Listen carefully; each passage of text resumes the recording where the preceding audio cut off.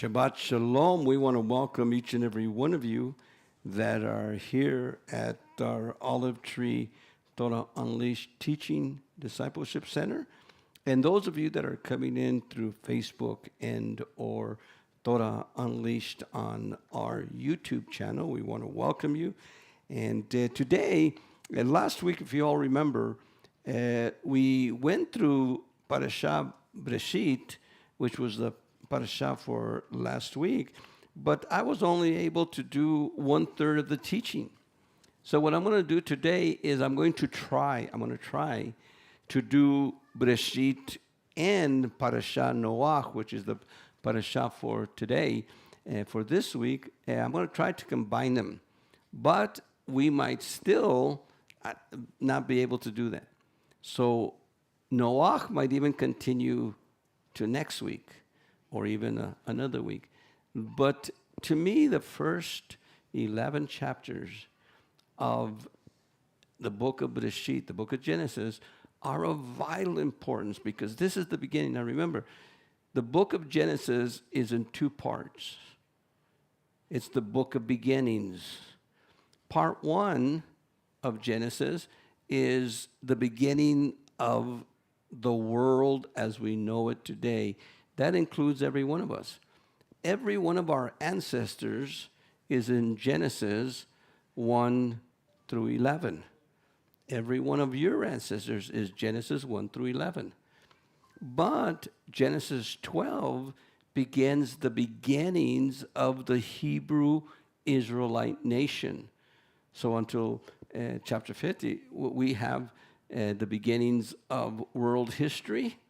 And then in 12 with Abraham, Lech Lecha, and when we get to Lech Lecha, it's the beginning of Abraham and his descendants.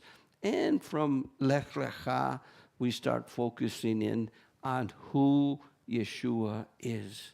Because Yeshua is from beginning to end, but we will factor all those things in. So let's get with Parashah Breshit, Noach today, as I've combined it. And Breshit goes from Genesis 1:1 to Genesis 6, verse 8. And then 9 begins Noach. Now, last week, we were talking about, we did this last week, Breshit bara Elohim et hashamayim va'et ha'aretz. In the beginning, Elohim created the heaven and the earth. And that's in the way we read it here. Now, for those of you that don't know, Hebrew is read right to left. And as you notice there are no vowels. There's no vowels. These are consonants only. And in the Middle Ages, a set of what's called points were invented that signify where the vowels should be. And that looks like this. So you don't add to the text. It's Bereshit bara Elohim et hashamayim va'et ha'aretz. And in the bottom one, the same thing. Bereshit bara Elohim. And those of you that know Hebrew could read it in unpointed or pointed text. Now, important here is that there was a before in the beginning. A lot of people don't realize. They think that the beginning is the beginning of everything. No, there was a before in the beginning. And of course, the Elohut existed. The Elohut existed before in the beginning. And the Elohut is the one that created everything. In the beginning was the Word. The Word was with Elohim, and the Word was Elohim. So Yeshua, the Word of Elohim, was already in the beginning. And by the way, we'll look at this in the Hebrew also. And of course, Yeshua existed before the world was created. One of the most important doctrines is the pre-existence of Yeshua the Messiah. That is cardinal, that is key to our belief and even our salvation, the knowledge that Yeshua existed, pre-existed. And again, that's a whole teaching in itself. But before the beginning, there was a lot of things that occurred. These are just some of the things that we did, and we looked at some of these last week.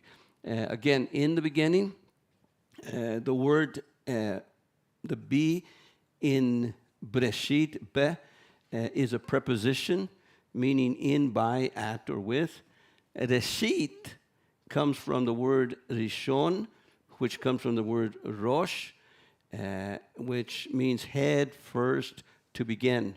So in the beginning, when things began, we're going to go all the way back to when life, when creation, when everything had its beginning. Now, like I said, one of the most important things is I'm not a scientist. I'm not a physicist. I'm not a cosmologist. I am a Torah teacher. So I can only tell you what the Torah says. And I believe what the Torah says. I believe what it says because this is the word of Elohim. Now, you could believe whoever you want. You could believe all kinds of theories that are out there.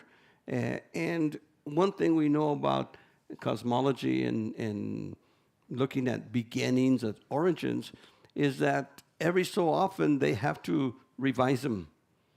Every so often, the age of the universe is revised.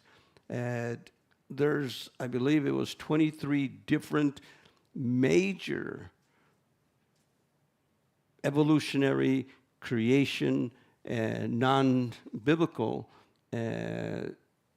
theories and hypotheses that talk about the beginning.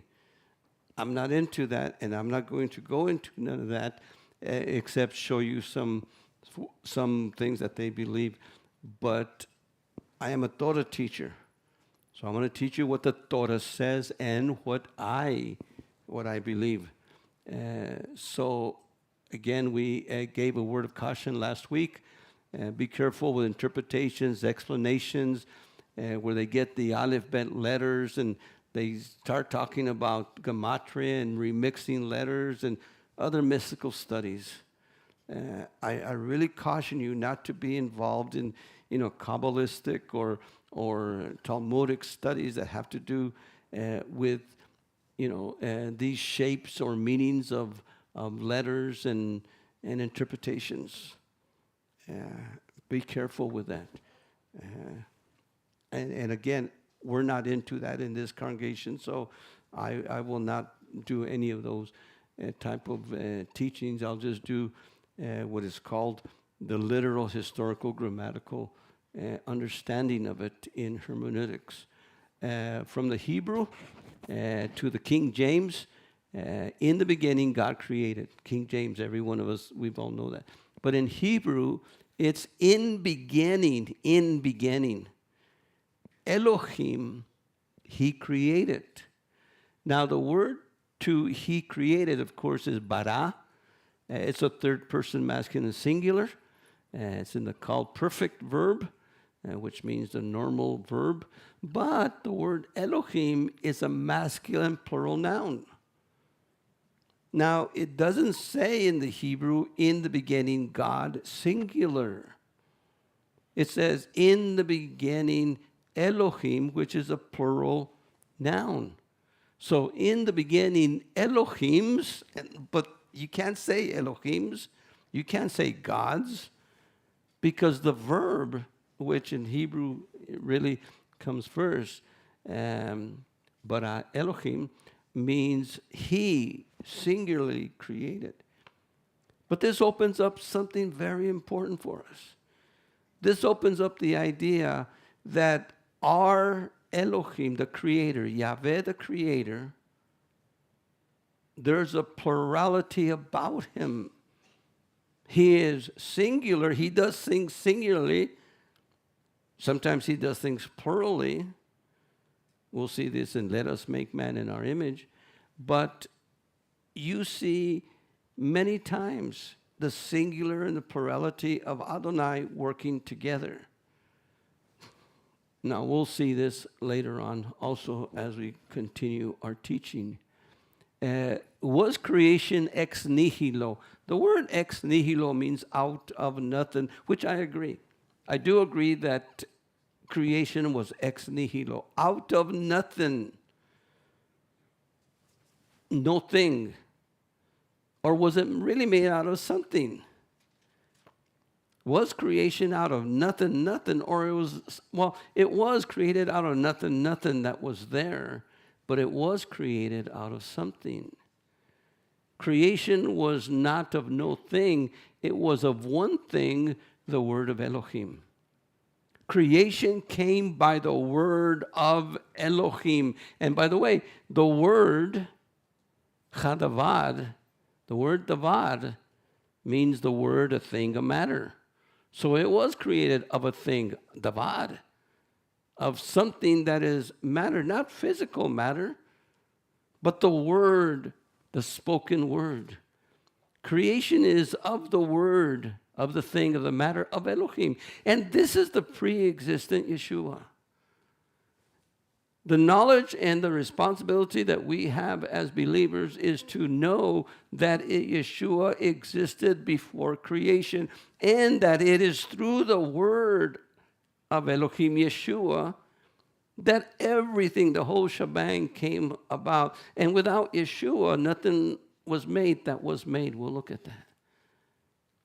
And so this is key to our belief system, to our paradigm as Mosaic, Messianic, and Apostolic believers. This is key. We must know this. Once you get out of this, then you start going into other realms. You start having to explain things mystically, or you're having to explain things with raw scientific knowledge that might be true or might not be true. But please receive that creation, ex nihilo, out of nothing that is apparent, but of the word, or by the word of Elohim, which is Yeshua.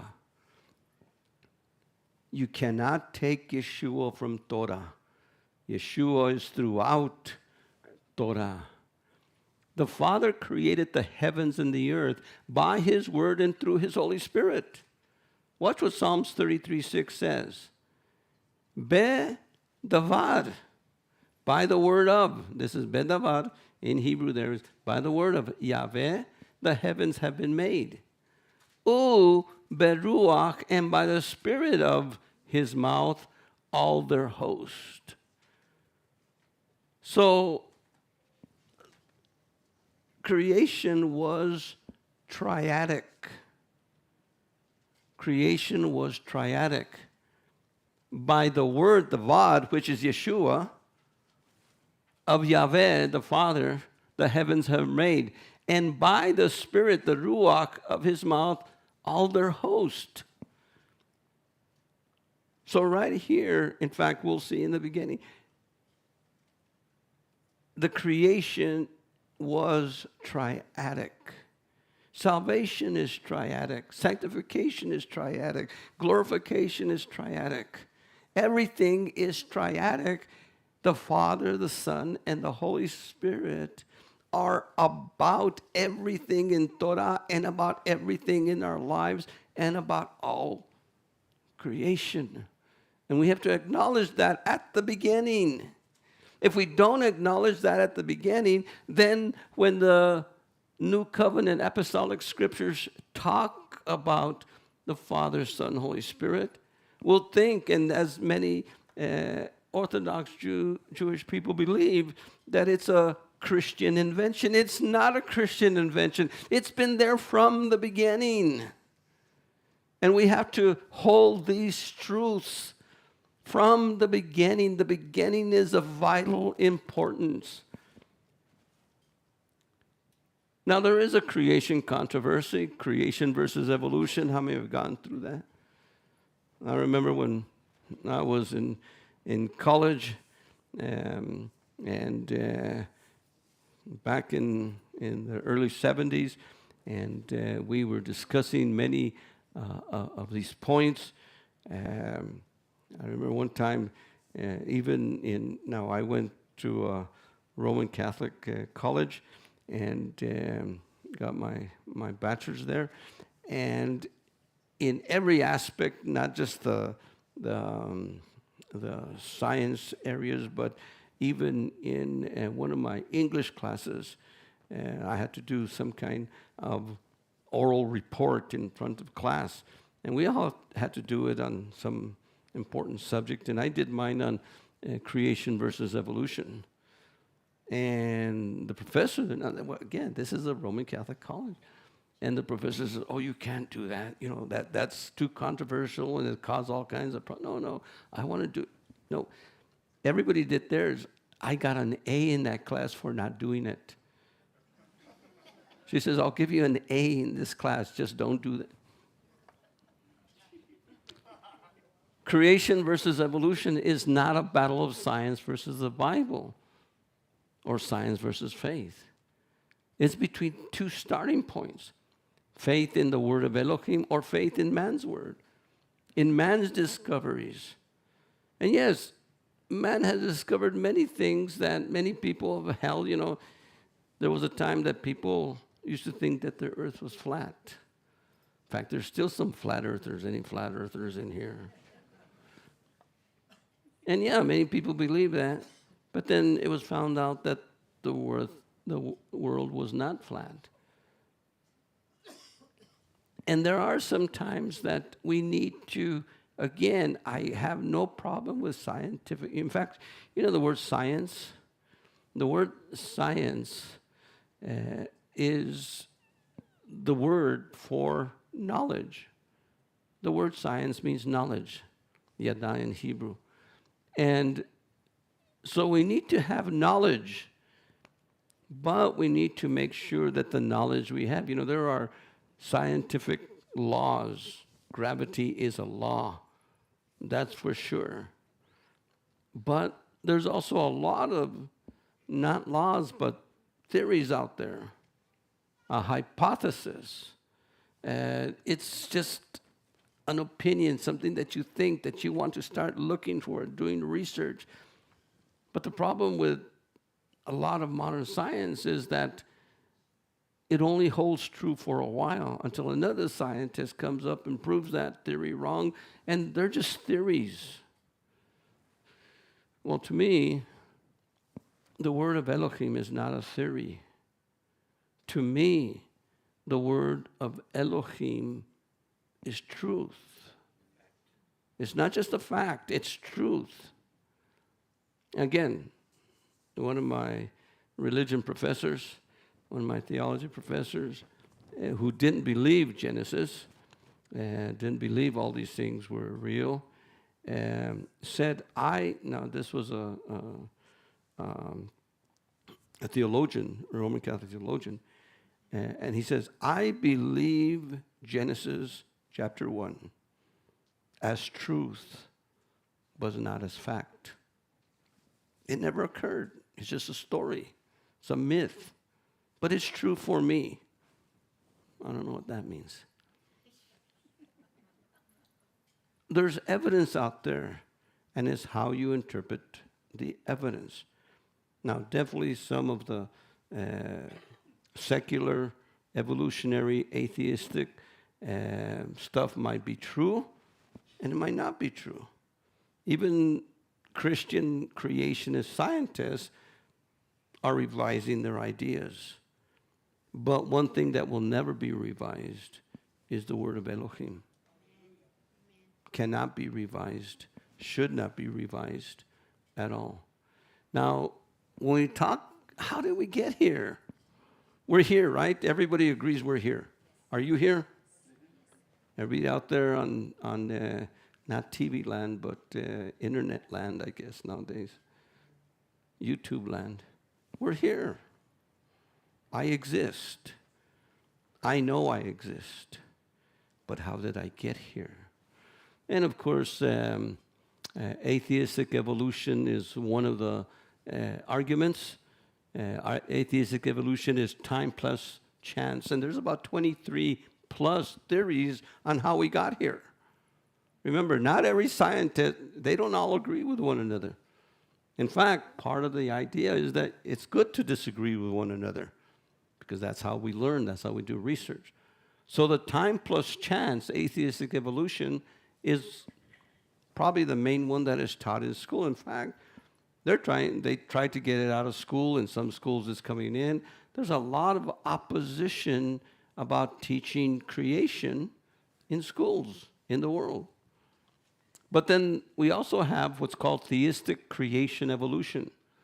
And there we have all kinds of theories. Theistic means God, Elohim. In other words, theistic creation evolution says that everything that we see in nature is like what the secular atheistic sciences say. But it was God who did it.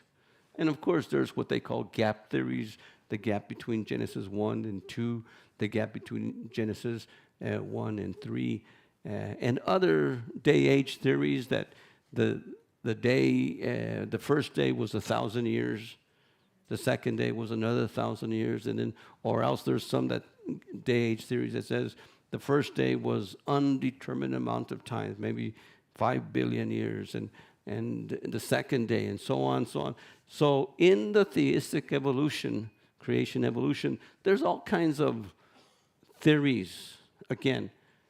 And then there's what I call the Elohimic creation, literal, grammatical, historic, as you see it there.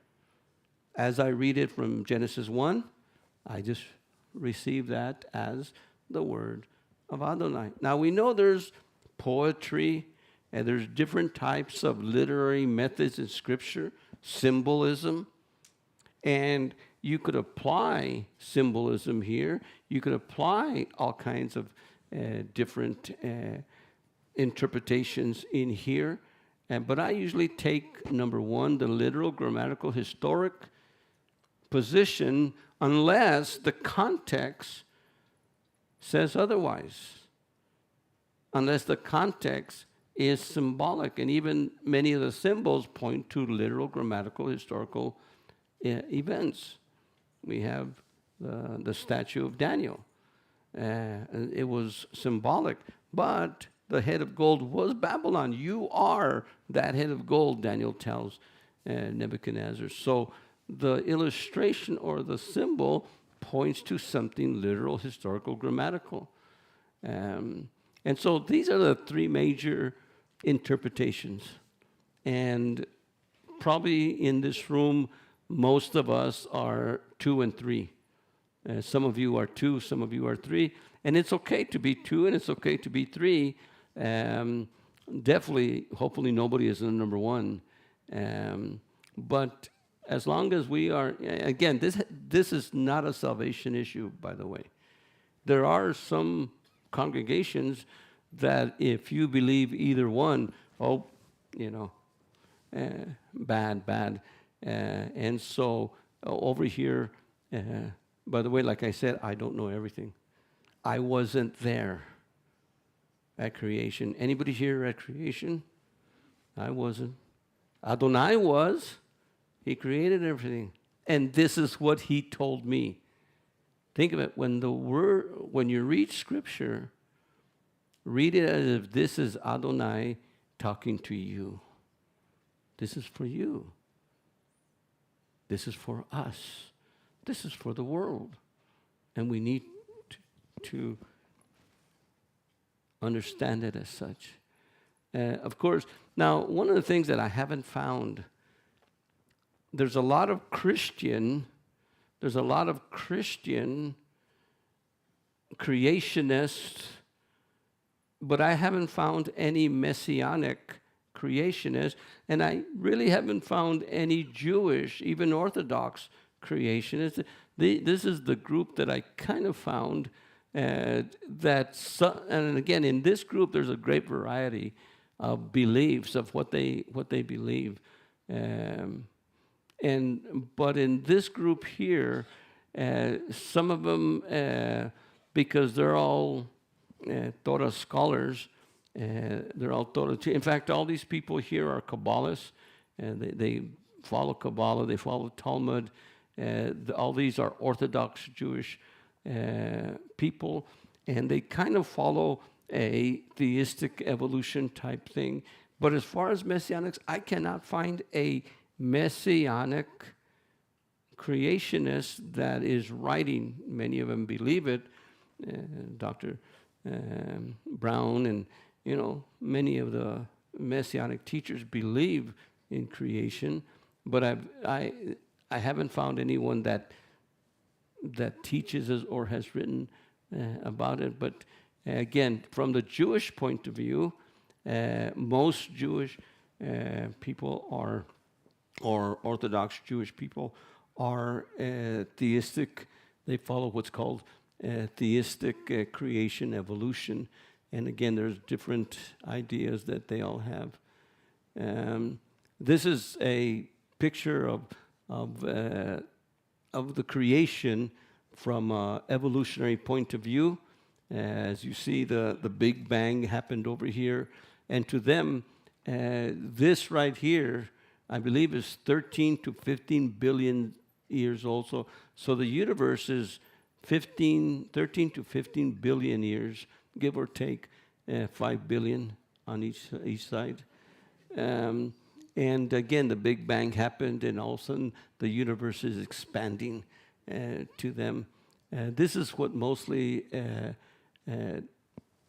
this is the main model. Although the Big Bang is being questioned by a lot of top scientists, the Big Bang is even being questioned. So I don't know if the Big Bang will be around for the next 10 years or so, but that's what they believe. In the beginning, this is what I believe. In the beginning, Elohim created the heaven and the earth. That's what I believe. He created the heaven and the earth. And when he created the heaven and the earth, if you see there's the heavens and the earth. There's the earth right there. Now, everything in yellow is what I call eternity. Everything in yellow is eternity. When Adonai says, in the beginning, he created the heaven and the earth, he created a box. Now, this box is important for so many things that I teach, because in this box is everything that there is in creation. Everything here is created. Yahweh is outside the box. He's in eternity. Outside the box is eternity.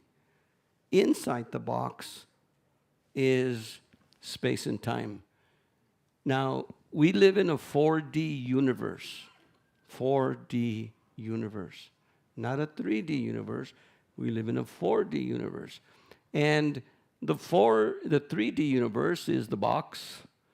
We have width, height, we have length, plus we have time. Time is the fourth dimension, and that equals the universe. This is the time-space continuum. And Adonai, in the beginning, Elohim, when he created the heaven and the earth, he created, here's the initial creation, and then here is the end.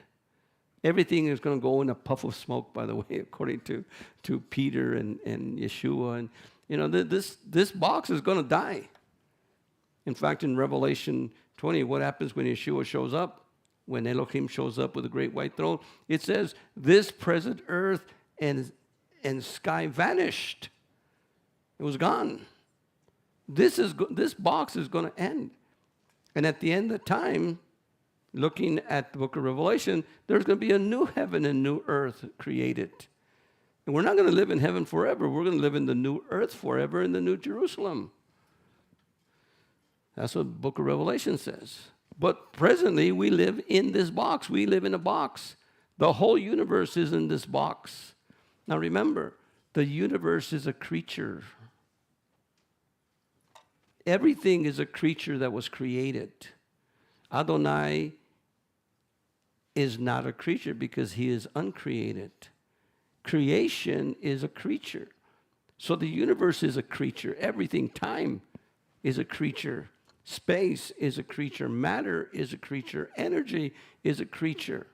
A creature is not just those little creepy things that, cucaracha.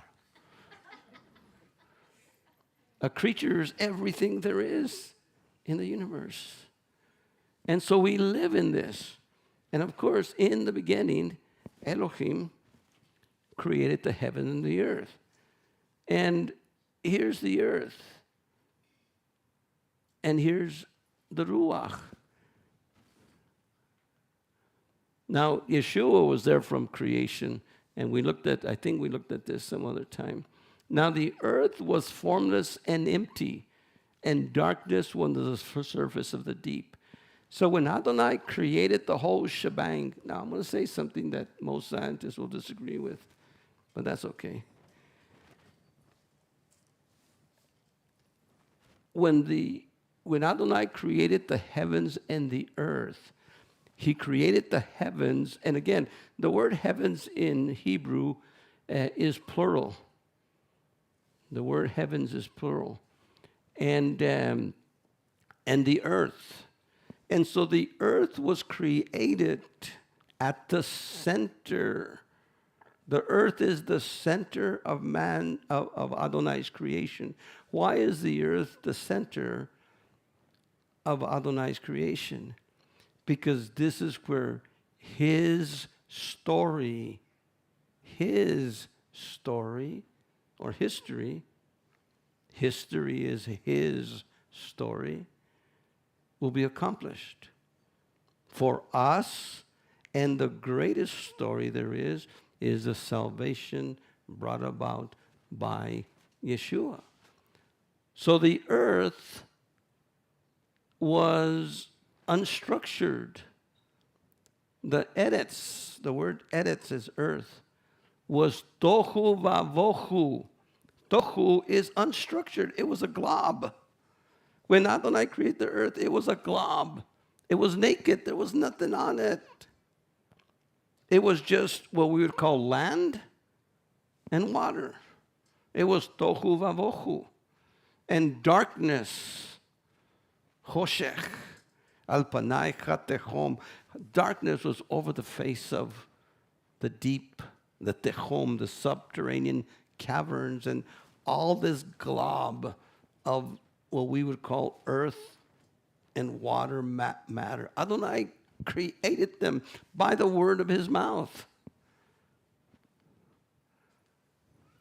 And I looked in the earth, it was tohu vavohu, formless and void. To the heavens, and their light had gone. Looked to the mountains, and they were quaking, and all the hills rocking to and fro. I looked, and there was no one at all. I love Proverbs 30, verse 2. I am myself the stupidest of men. And this is some guy talking. I am the most stupidest of men, bereft of human intelligence. In other words, I don't have no good scientific value. I have not learned wisdom, and I lack the knowledge of the holy ones. Plural, not the Holy One, as translated in most scriptures, but holy ones, plural. Who has mounted to the heavens and then come down again? Who has gathered the wind in the clasp of his hand? Who has wrapped the waters in his cloak? Who has set all the ends of the earth firm? What is his name, and what is his son's name? Do you know it? We know it. His name is Yahweh, and his son's name is Yeshua. So here we see the Father and the Son in creation. What is his name? He's the one that did it at the beginning. And the Spirit of Elohim was hovering over the face of the waters. The word Spirit is the word Ruach HaElohim. The Ruach HaElohim was hovering. The word hovering is merachefet. Merachefet. The word merachefet is as a dove, as it hovers, or as a hen, as an eagle hovers over the eggs that had just been laid so that they could incubate them. And of course, when they're born, they hover and feed them. So the idea in the beginning, look at this. This is the beginning. The Ruach was there. Not only was the Father there, not only was the Word there, as we're going to say, but the Ruach was there. And the Ruach, as a dove, as a bird, was merachefet, was hovering over the waters. As creation was taking place, it was the Ruach, in a sense, by his warmth and by his way of taking care of these little chicklets, would do that. The Ruach was the creation. Psalms 104. When you send forth your Ruach, your spirit, they are created, and you renew the face of the ground of the earth. So we see that. What else do we see? And Elohim said, let there be light, and there was light. And he said, Vayomer. Here's where Adonai spoke, Vayomer. He spoke, and the word is Hadavad. The word, Davad, means to speak a thing, a matter. When Elohim spoke, it was by his word. Again, the pre-existent Yeshua. You cannot take Yeshua from any part of Torah, even from creation. You can't take the Ruach from creation. You can't take Elohim, the Father, from creation. We see creation triadically. I see it triadically. Like I see salvation triadically. Like I see baptism triadically. Like we see all these areas triadically. There's so many triadic verses in the scriptures. Now, what he says is, let there be light. Yehi od. 2 words. Yehi od. Yehi is be. Od is light. Be od, be light. Vayechi od, it says. Yehi od, vayechi od. Be light, and was light. And what is light? Yehi od, be light. Light is an electromagnetic wave and particle. By the way, this is something that scientists cannot figure out. They still can't figure this out. Light is a wave, and light is a particle. Now, according to a very important scientist in electromagnetic science, light is the only thing that is a wave and a particle at the same time. Everything is either wave or particle. You can't have something being wave or particle at the same time, but light is wave and particle at the same time.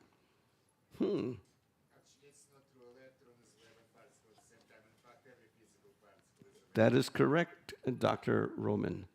Now, here is a electromagnetic spectrum. Now, in this electromagnetic spectrum, this is invisible light, and this is invisible light. This is visible light. Visible light is only a small fraction. This invisible light, it is visible light in the light spectrum. Now, I'm colorblind, so I can't see all these colors. I'm sure all you guys can see all those colors. But this is in this. Here's the waves. And over here, in this little, just small, is where visible light is. So when Adonai says, Yehi od, and od came about, we're looking at the whole spectrum. So even in the whole spectrum, in the whole universe, as it were, the electromagnetic wave and particles were there, but the majority of them would be invisible. By faith, not by scientific inquiry or scientific research or what is on the plate this year. By faith, we understand that the worlds, the olam, the aeon, the ages, were created by the word of Elohim, so that what is seen was not made out of things that are visible. So it's by faith, created by the word of Elohim. In the beginning was the Word. The Word was with Elohim, and the Word was Elohim. So by Yeshua, the world was made, and nothing was made except by Him and through Him and for Him. Again, Yeshua is the center of Torah and what it's all about. An invisible thing, the Word. Words are invisible. Can you see my words just kind of only in cartoons, right? When somebody says something, bam, remember, who was that, Batman? Boom, crash. You could see the words coming out, crash, all this. No, words are invisible. You can't see my words. They're invisible. It was made by faith. Again, what did we say at the beginning? Is it by faith in the word of Elohim or by faith in the words of man, which are changeable, which are always subject to further research and further? So at this time, we believe this. At this time, we're going to believe this. At this time, I'm just going to say, you know what? I'm just going to believe that Adonai did it. Adonai did it. By Yeshua, by the pre-existent Yeshua. Again, in the beginning was the Word. The Word was with Elohim, and the Word was Elohim. The Word became flesh and lived among us. We beheld His glory, the glory that is His from the Father as the only begotten of the Father, full of grace and truth. Now, creation was ex nihilo, out of nothing visible, nothing that was there, no thing. Can you imagine what they believe? They actually believe that there was no thing. There was nothing. And all of a sudden, nothing blew up and created everything. Nothing blew up and created everything. No. And He created it by fiat. Ex nihilo means out of nothing. By fiat means by His word. Be light. And was light. He spoke it into existence. Now you might say, that is impossible. Of course it's impossible. It's impossible in the natural world, in the terrestrial world. It's impossible inside the box. But remember, He's outside the box. And not only is He outside the box, and He created the box, but He is master of the box, and He could do whatever He wants. In fact, He could even do changes as He's going to do, as He's done many times throughout Scripture. He changes physics. He could change physics at any time. Some people say, well, I don't believe that. That's too fantastic. Well, how did He walk on water? That's impossible, right? Has anybody tried walking on water? I've tried walking on water several times. In fact, I was in the Navy, and I tried walking on water. I fell off the ship, and I tried walking on water, and it didn't work. And to this day, sometimes I have these dreams. Maybe somebody could psychoanalyze me, but I have these dreams that I fall off, and I'm in the fantail of the ship in the back, and what I'm doing is I'm running to catch up to the ship. We can't walk on water, but He did, didn't He? He walked on water. Yeah, so did Peter for a little while until he lost his faith. Can you imagine loaves of bread and fish, and they were multiplied? That's impossible. We've tried it here at some of our own eggs. Oh, man, we only have 10 pieces of chicken. Richard is here and other visitors are coming. How are we going? Oh, he's not here. The chicken hasn't multiplied. I cannot multiply chicken.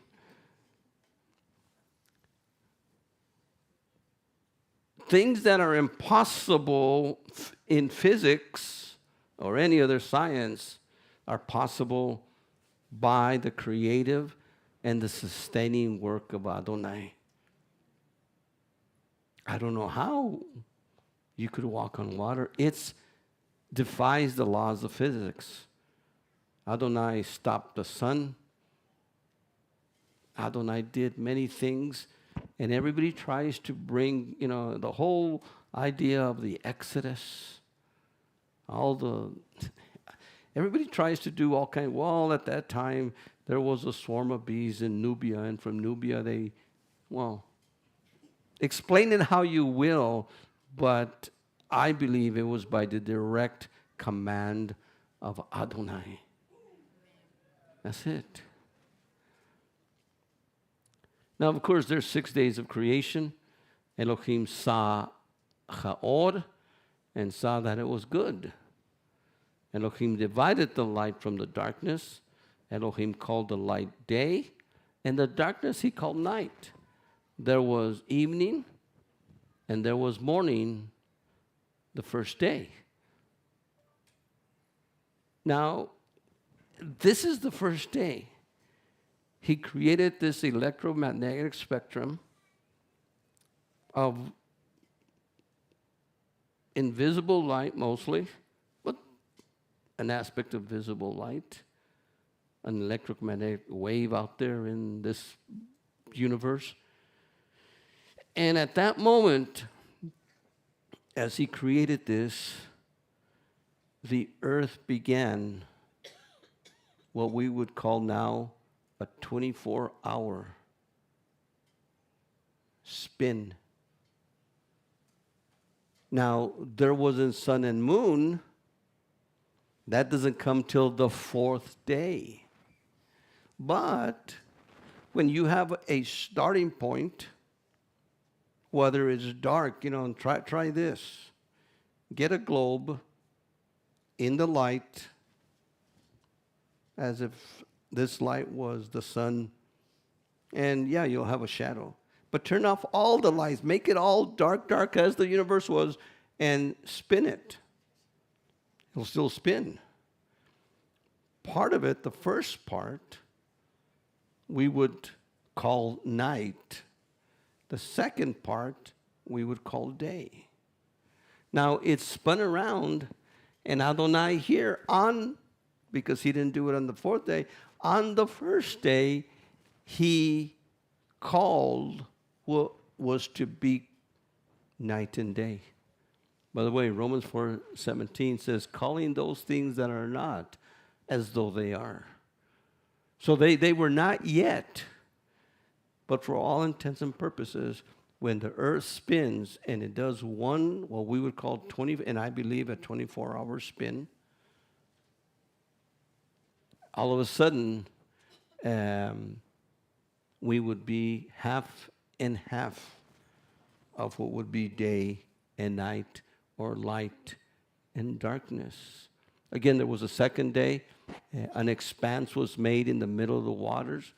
The waters divided from the waters. There was an expanse, an atmosphere, and there was water above the atmosphere. Now, we're going to see that water above the atmosphere, we'll see that when we get to Noah. And obviously, we're not going to get to Noah today. But when we get to Noah, we'll be there, and it'll fall. And he called the expanse sky. There was evening and morning, a second day. A third day, the water volcanically, whatever was happening with all the ooze of water, or what we'd call mud, came about that day. Were gathered together, and there was seas. Adonai, he saw that it was good. It wasn't just a billion years of day 3, but say it was only 1,000 years, or even 500 years. how could you have, before there was a sun, the photosynthesis, how could you have all these trees and things bearing fruit with seed when it was still dark as far as photosynthesis or light from the sun? Again, there was evening and morning the third day, and the fourth day, there let lights be in the expanse. Let them be for signs and for seasons, for days and years. So here's where Adonai made the calendar. Not only the yearly calendar, but he made what we would call the Moedim calendar, the Creator's feast calendar, and for the appointed times calendar. Here's where he made the stars. So it was dark until the fourth day, and then on the fourth day, he made everything that there would be in the idea of plants and all these areas. And again, he saw that it was tov, it was good. Again, the purpose of the calendar, sun, moon, is not just to give light, but for signs, for moedim, the appointed times, and we've talked a lot about that throughout the years. And the fifth day, let waters swarm and with living creatures, and let birds fly above the earth in the expanse. And he created all the large sea creatures, all the living creatures. By the way, one of those scientists that was in that group of Jewish scientists was saying that on the fifth day, when he says he created the creatures, living creatures, he also created there what would be called early man, and that he created and what we would call the Neanderthals and the Cro-Magnons and the Pathulopicus,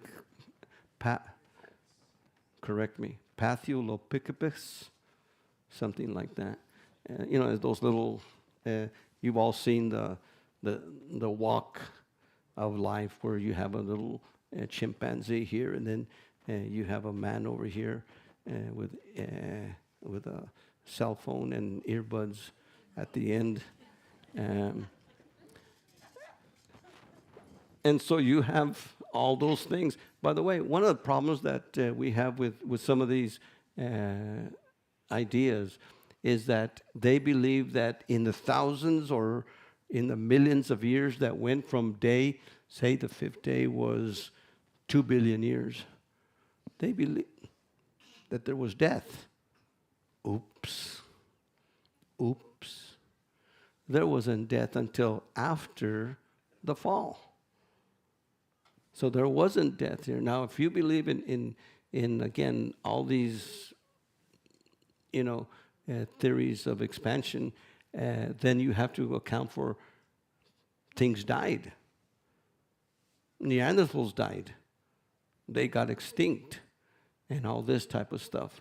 By the way, many, even now, especially with DNA studies, are starting to see that Neanderthals weren't an ape-like creature. They were fully man. Again, that science is heating up also. And then Adonai said to the fish and everything, all the animals, be fruitful and multiply and fill. And on the sixth day, of course, let the earth bring forth living creatures after their kind, livestock, creeping things, and animals of the earth after their kind. And look what it says, after their kind. Each one had a kind. There wasn't this kind became this kind, became this kind, and there was this, separation, and this became the chimpanzees, these became my uncle, the gorilla, or, No, there wasn't nothing like that. Each one was made in their kind. And again, Adonai saw that it was good. And on the sixth day, Adonai said, let us make man in our image. By the way, here's another place that I found in researching some of these people that are in the middle theistic evolution. They say that here's where Adonai made Homo sapiens. Before, Homo erectus and all those other homonyms, humanoids that he had made before weren't man. But that when he did this, this is where Adonai put a soul into one of those guys that was not a human, well, was humanoid, but wasn't a human. And Adonai took one of these guys that had been evolving for thousands of years, and he took him and he put a soul into him, into this, and they believe that mankind has two souls, and that he had the soul of an animal, of a humanoid type, ape type animal. And then when he breathed into him, then Adam became a human, and he was the first Homo sapien. Before them, all these guys were not humans, but they were subhumans. But after all the years of evolution and that Adonai started, then Adonai says, I'm going to put my spirit in man. To me, it's just a bunch of malarkey. I don't know how they could understand that from, and again, these are Jewish people. He created them, male and female. He created them and told them to be fruitful and multiply. By the way, this is the origins of biblical marriage. This was the first wedding ceremony. Elohim was the officiant. Adam and Eve, the bride and the groom, or the groom and the bride. And the charge, be fruitful and multiply, fill the earth, have authority over it. This was the charge for man that Adonai gave him. By the way, look what it says. Adonai blessed them and told them to be fruitful and multiply. He didn't say be fruitful and multiply, then come to Adonai and get married. He said, he blessed them and said to the blessed, to the, you may kiss the bride, then now be fruitful and multiply. That's important. There's 6 days of creation. Elohim saw that he had made. Behold, it was very good. There was evening and there was morning, 6th day. And then the heaven and the earth were finished, and all their array. On the 7th day, Elohim finished his work which he had made, and he ceased on the 7th day from all his work which he had made. Elohim blessed the 7th day and made it holy, because he ceased in it from all the work that he had created. Notice that the Hebrew, and I translated this from the Hebrew, notice this, that the Hebrew doesn't say, and God rested because he was tired. Oh, man, that was hard work. 6 days, I better relax and take. No. Rest has nothing to do with being tired. You might say, well, I'm not tired today. I could do whatever. I'm not tired. I could do my accounting at home or what, No. He says, cease, stop, para. Stop. And he blessed this day. Now, remember what Yeshua said? Yeshua says, the Sabbath was made for mankind, not mankind for the Sabbath. The Sabbath was a gift to mankind. Man was made on the 6th day. The Sabbath was made on the 7th day. In other words, on the 6th day, man was created, and we're going to see in a while, the 6th day was male and female, and then he blessed them, he told them, be fruitful and multiply, and then the 7th day was their honeymoon. Think of the 7th day as a honeymoon between you and Adonai, where you cease, where you stop, where you just spend time together. And in a sense, the 7th day, after 6 days of work, Adonai made the 7th day, and he gave the 7th day to Adam. Now, whatever Adonai gives to Adam, he gives to his descendants as an inheritance. I want you to know something. The Sabbath is an inheritance that Adonai has given himself, and what he's given himself, he gives now to you. If the Father gets something for himself, then he says, I'm going to give this to my Son. Whatever the Father receives, he could give to his Son as an inheritance. And so the Sabbath is an inheritance for you. Not Sunday. You don't inherit Sunday. You inherit the Sabbath. The Sabbath was made for mankind. And remember, Adam's name is mankind. Such was the story, the toldot, that's a word that everyone needs to know, of heaven and earth as they were created at the time when Yahweh Elohim made earth and heaven. This is the history of the heaven and the earth, that they were created. And Adonai made everything. There was not a man to till the ground. Again, this is the second account of creation. There's the first account, which is general creation. General creation. Now, one of the things that we see here is the first account uses the word Elohim.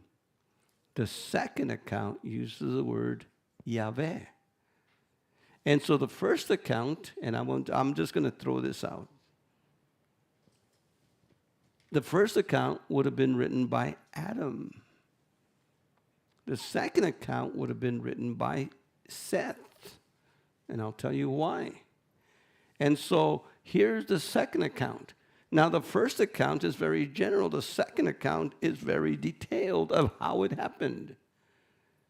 And Elohim shaped man. Remember, this says, let us make man in our image, in our likeness. That's very general. And he blessed them and said, be fruitful, multiply. That's very general. But over here, we see how it was done. In the second account, we see more of how it was done. And he shaped man. And he shaped him from the soil of the ground, from minerals. How many of you know that you are minerals? Most of our makeup is, that's why we need all those even trace minerals, and we need water to sustain those minerals.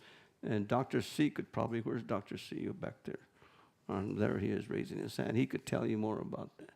And he breathed into him the breath of lives. See why reading this in Hebrew is so important? It doesn't say the breath of life in King James. In Hebrew, it's the breath of lives. You have lives in you.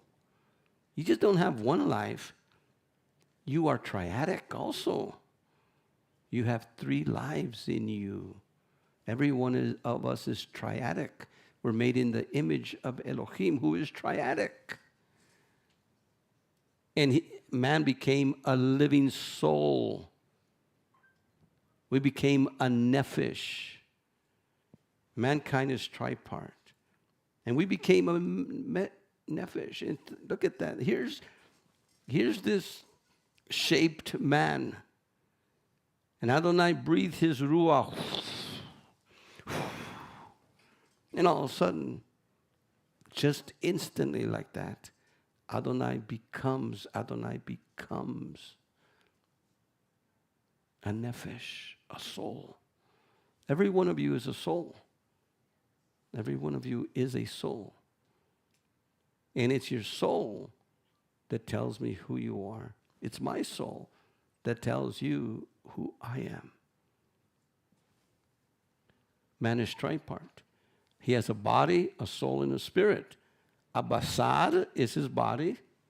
In Hebrew, soma in Greek. A soul, nephesh in Hebrew. Suke in Greek, where we get the word psychology. Did you know that psychology is the study of the soul?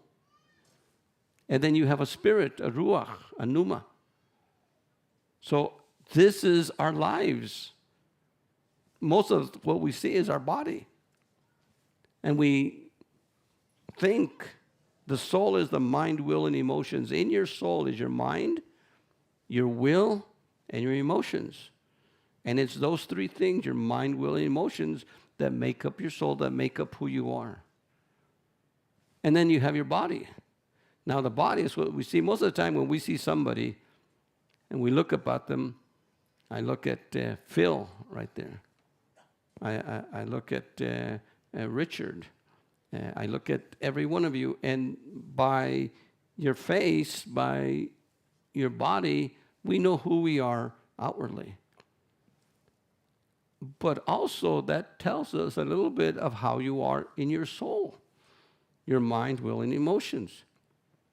In fact, how you dress in your body tells a lot about who you are in your soul. But every one of us has a spirit. And when Adam was created, he was created as a tripart person. 1 Thessalonians 5:2 talks about, may your spirit, soul, and body, spirit, soul, and body. These are your three lives in the days of our lives. So I've heard that someplace. I noticed that only old people laughed on that one. I didn't see no young ones laugh. So we are tripart. And this is the way Adam was created. He creates the Garden of Eden, which in Hebrew means an orchard of delights. Gan Eden is an orchard of delights.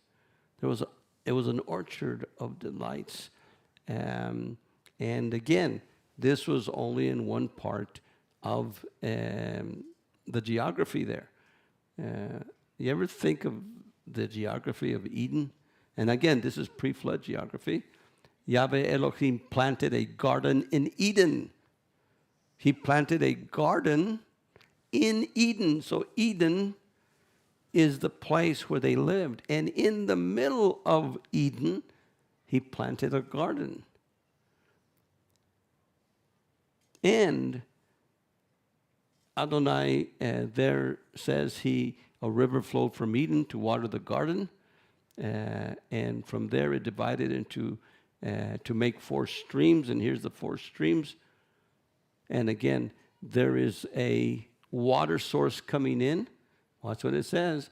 A river flowed from Eden to water the garden. And from there it divided to make 4 streams. So we have here Eden and the water going in. And from there it divided to make 4 streams. And of course, we have the Pishon, the Gihon, the Tigris, and Euphrates. You say, hey, that sounds like rivers today. Yeah, but those aren't the same rivers because remember, this is a pre-flood geography. This was on the other side. Now, why do we have rivers on the other side and of this side with the same names? Because anyone who travels from one place to another always brings the name from the other side to this side. Have you ever heard of York, England? What happened when they came over here? New York, New Hampshire. And so we have a lot of those names. Nuevo Mexico doesn't work. Because did you know that New Mexico was not named after Mexico? In fact, New Mexico was named New Mexico before Mexico was named Mexico. I bet you guys didn't know that one, right? That's another story. I could explain it to you sometime. You guys want to know? You see, in Tenochtitlan, what we call today Mexico City, there was a group of people called the Mexica people. It was a tribe there. And there in Tenochtitlan, that's where they got all their gold. There was a lot of gold there. And these Mexica people mined gold, and that's where Moctezuma and all these people got their gold, and they were pretty rich. Well, when the Spanish came, what did they want? They didn't want souls. They wanted gold. Souls were second part. But anyways, some of those people eventually came to New Mexico. And some of these guys were looking over Zuni. How many live in Zuni? You're from Zuni. And they lived in Zuni. They came to Zuni. And from there, they saw the houses of Zuni, and they sparkled with gold. So they go back to Tenochtitlan, what we would become Mexico City now, and they said, there's gold in them der hills. The houses are made of gold. Well, the second group that came, so they said, este va a ser un nuevo Mexico. This is going to be a new, like the Mexico people, the little Mexico Valley, which is right there in the center of what is Mexico City today. Va a ser un nuevo Mexico. It's going to be a new Mexico about the gold.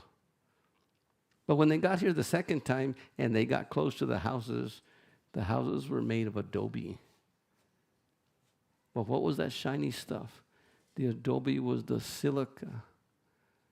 You know what silica is? Those little shiny little things. Like, they're like flat and you could almost see through them, silica. And so that's what the adobes were made of. So from the sun vantage point of view, it glistened, but it wasn't gold. Always remember, all that glitters isn't gold.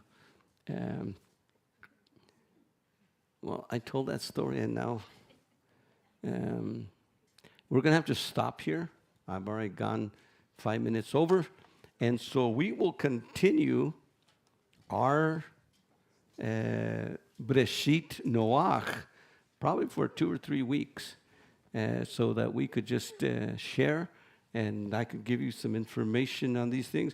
Now, what I want, again, as always, you to go home, check this out to see if these things be so, check the scriptures, and let's stand.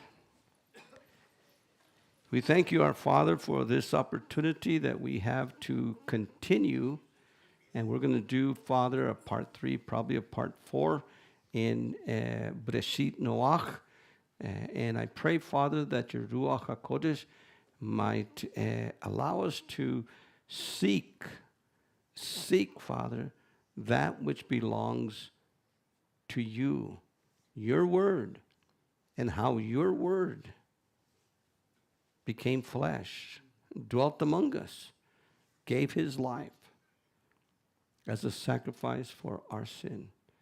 And we give you honor and glory, Father, that we have received your salvation. Yeberechecha Yahweh vayishmerecha, Air Yahweh panav elecha vichunecha, Asa Yahweh panav elecha, vayasem lecha shalom. May Yahweh bless you and keep you. May Yahweh make his face shine upon you and be gracious unto you. May Yahweh lift up the light of his countenance upon you and give you his peace. Shalom, shalom. Have a good day. Shalom, shalom. Welcome to Olive Tree Fellowship and Torah Unleashed Ministries. Thank you for joining us on our channel. If you have enjoyed this teaching and would like to see more, please like and subscribe to our YouTube channel. Don't forget to click the notification bell so that you can be notified when we have new videos. If you would like to support Olive Tree Fellowship and Torah Unleashed Ministries, please visit us at olivetreefellowship.com or torahunleashed.org. We thank you for your past support and hope to continue with you. Shalom, shalom. Have a good day.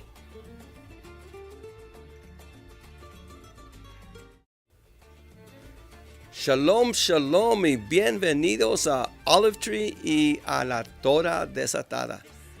Les doy gracias a ustedes y a Adonai por su apoyo que nos han dado aquí.